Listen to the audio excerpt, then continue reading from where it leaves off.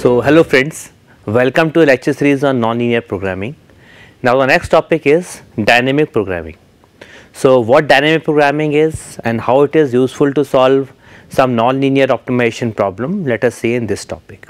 So, what dynamic programming problem first, let us see. So, dynamic programming was invented by an American mathematician Richard Bellman in the 1950s to solve some optimization problems. It is used to solve a wide variety of discrete optimization problems such as scheduling, string editing, packaging and inventory management. So, there are many more applications of dynamic programming which is used to solve some discrete nonlinear optimization problems. What is the main concept of this approach of these problems? The main concept is break problems into sub problems which we are called as stages and combine their solution to get the solution of the larger problems. Basically what we have, suppose we have a larger problem, larger optimization problem. So, we divide that larger problem into sub problems and solve the last sub problem, use the data of that sub problem into the next step, and similarly when we solve that problem, that sub problem, we use the optimal solution or the solution obtained from that stage to the next stage. In this way we can solve a larger problem. Okay. Now, dynamic programming is a general algorithm design technique for solving problems defined by or formulated as recurrences with overlapping subinstances. So, what does it mean? We will discuss it by an example. Now, what is the main idea? Main idea is set up a recurrence relation relating a solution to a larger instance to solution of some smaller instances. Okay. Solve smaller instances. Smaller instances means sub problems.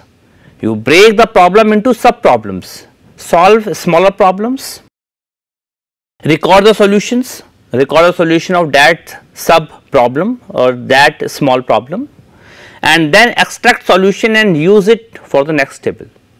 Okay. You take the solution of that small problem or that sub problem and use the solution of that problem into the next table.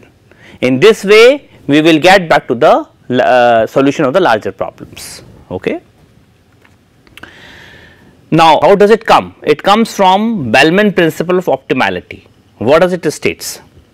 It states that the optimal policy must be one such that regardless of how a particular state is reached, all later decisions or choices proceeding from that stage must be optimal. So, that is Bellman's principle. What does it state? It states that whatever the solution we obtain from the sub problems and use it in the next table, then if we repeat the same process until we get back to the final table, then the solution remains optimal. Okay. So, let us discuss dynamic programming first by a shortest path problem. Okay. Let us discuss shortest path problem first, and from this we will have an idea what dynamic programming problems are and how it is useful to solve some nonlinear problems. Now, first is to find the shortest path in a multi-stage graphs. You see, here in this example number 1, we have stages, we have 4 nodes S, A, B, T. These are the nodes or the cities or the stations. Now, these arc indicates the distance from this stage or this stage. It may be a distance, it may be a cost, or it may be some other value. Okay. Say from S to A, there are 3 different paths or 3 different costs. It may be, these are 3, 1 and 5. From A to B, again we are having 3 different paths, 2, 4 and 6. Okay. From B to T, we are having 2 different paths, 7 units and 5 units. Now, what is the problem? Problem is to find the shortest path from S to T. Which path we should adopt so that the distance from S to T is minimum. How to find that path? So, the easiest method is greedy method. What greedy method is? You see, if you start from S and to come to point A or node A. So, from S to A there are 3 paths of 3 units, 1 unit and 5 unit. What is our main aim? Our main aim is to find out the minimum distance or the minimum path. From S to A, out of these 3 paths, which one is minimum? Minimum is this one from S to A, the straight path. Okay. So, let us choose it 1. Then from A to B we have 3 different paths, 2, 4 and 6 units. Out of these 3, which one is minimum? This 2 is minimum, okay, from A to B, this one. So, from S to B, which is minimum? This is straight path of 1 unit, and from this path of 2 units, that is total is 3 units. And from B to T, we are having only 2 paths, out of which 5 is minimum. Okay, so this path is minimum.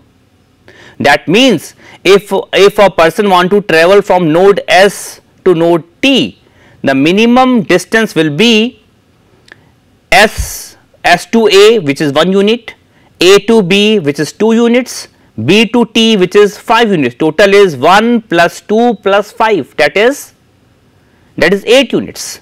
So, 8 units the minimum path or the shortest path from S to T. So, this is greedy method. What greedy method does? Greedy method takes minimum path from one node to another. Okay. So, in this way we cover all the nodes and find out the minimum path or the minimum distance. However, this method is not applicable for all type of networks. You see, if you take example number 2, say you have this network from S to T, we have to find out the minimum path again from S to T. Okay. If we apply greedy method, then from S to S we are having 3 different nodes here, A, B and C. Okay.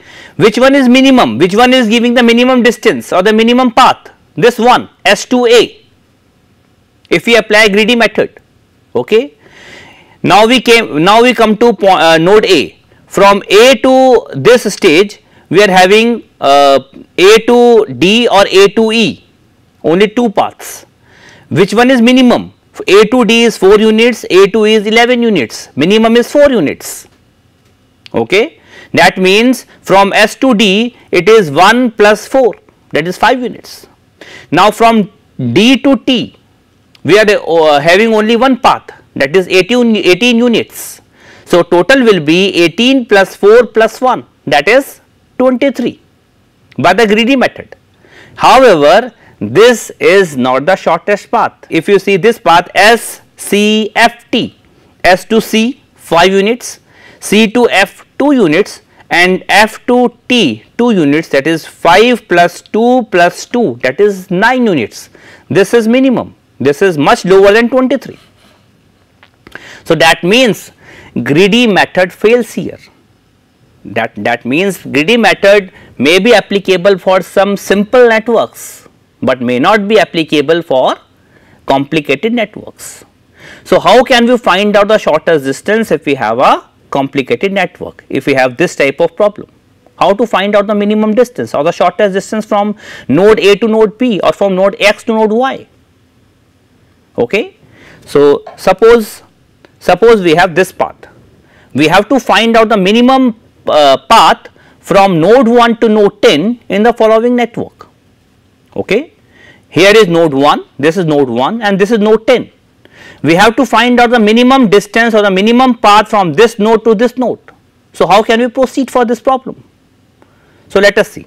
Here in this network, we have to find out the minimum distance from node 1 to node 10. And the path is given to you, say from 1 to 2, node 1 to node 2, the path is 5 units.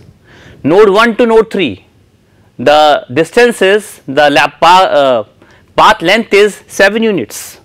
Similarly, if you see from node 5 to node 7, the path is of 8 units.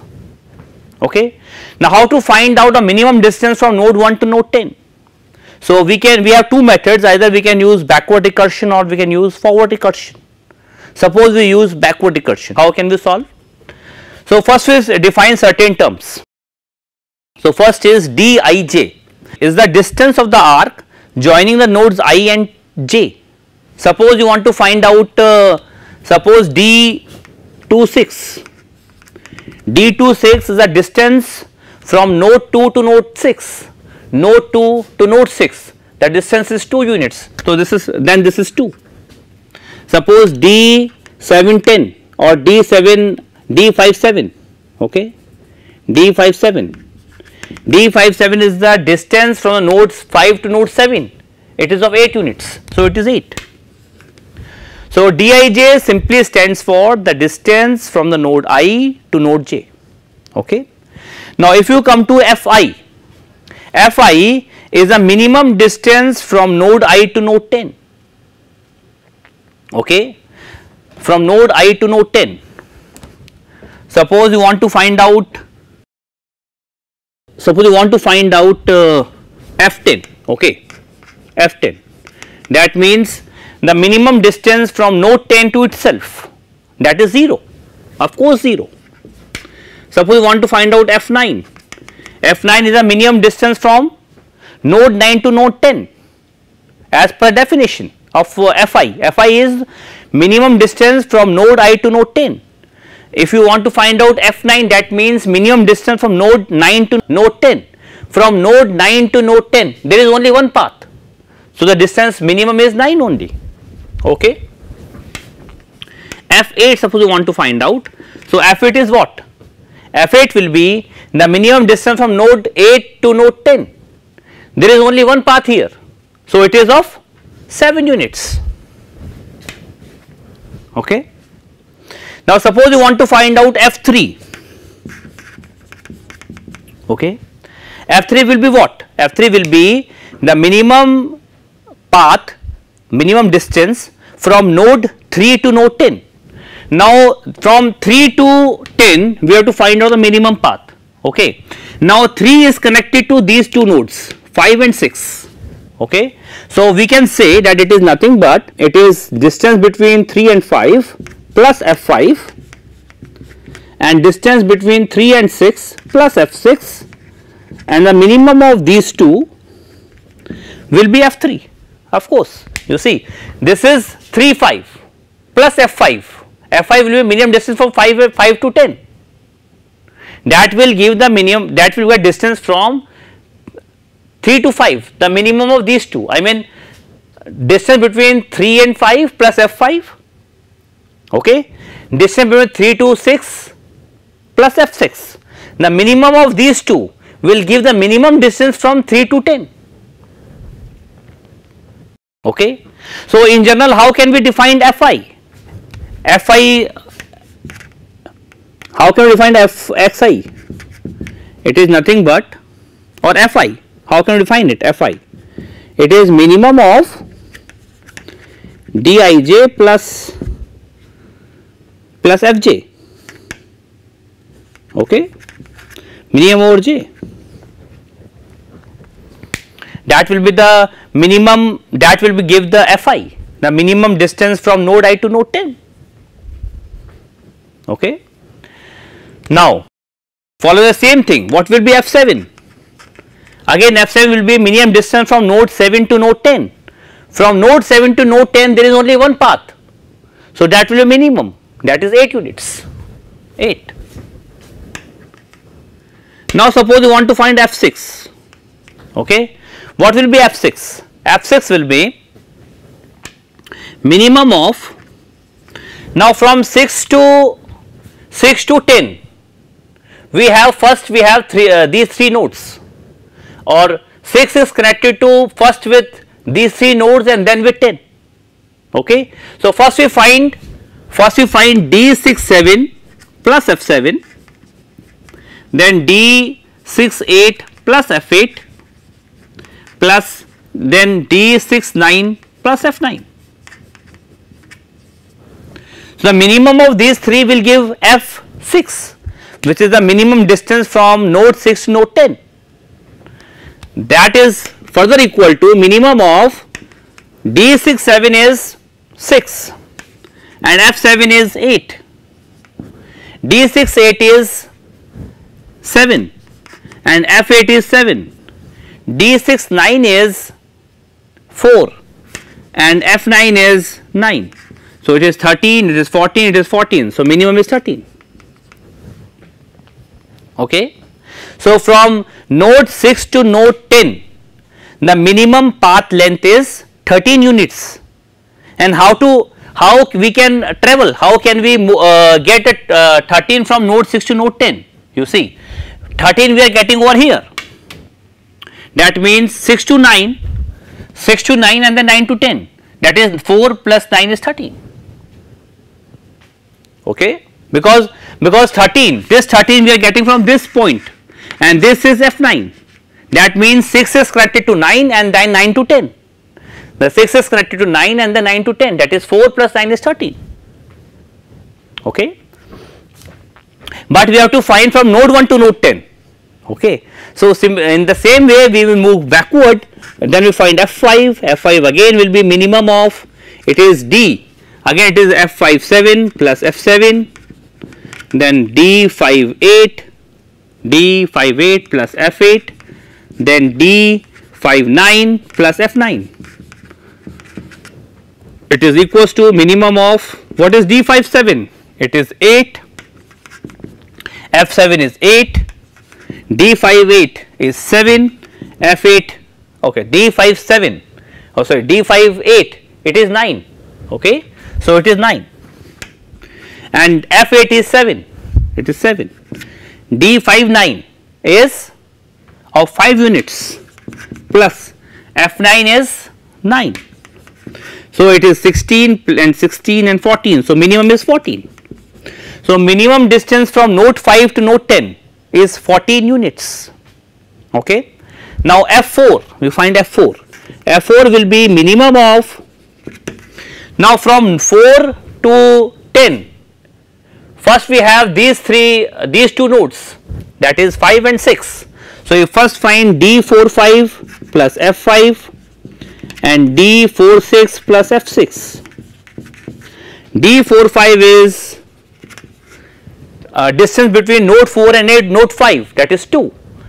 2 plus F5, F5 is 14, then D46, D46 is 3, 3 plus F6 is 13, so it is 13, so it is 16, minimum is 16 at both the points, it is also 16, it is also 16.